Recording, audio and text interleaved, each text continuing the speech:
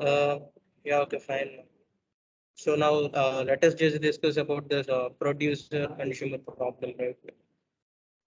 So basically, if we just get into this, we can just see like a producer and consumer, right? So let us just consider as our two stacks, or we can just say like two boxes. So here the work of the producer is just to put some data, or we can just say like he will just fill the blocks. So there will be certain size for this thing. So he will just fill the boxes for whatever limit it is required. And then the work of the consumer is to just consume those whole blocks. He will just take those whole blocks and he will just store it as a data. So this is a raw thing, and this will be the thing which is after sorted. So we can just say consider it like this.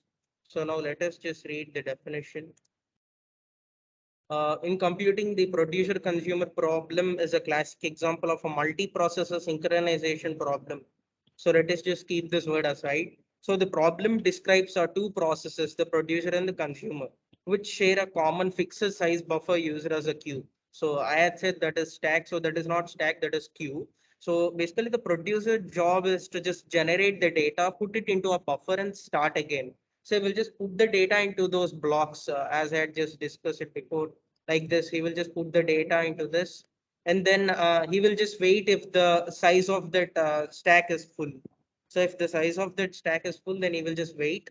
The producer's job is to just generate the data, and at the same time the consumer is consuming the data, that is removing from the buffer one piece at a time. So he will just, if we just consider one piece like this, and he will just remove it out, and he will just sort it out, and he will just get the required data which is needed. So the producer is either go to sleep or discard data if the buffer is full.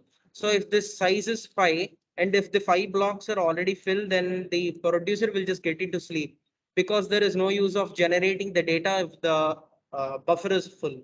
So the producer will either go to sleep or discard the data. Discard in the sense, if the sufficient data is gained by the consumer, then it will just discard by the producer. Like we can just say like, here consumer is nothing but the customer in a hotel. So if he is just not hungry, he is just sufficient with the food which is already ordered, then he will just stop ordering, right? He will just ask for the bill.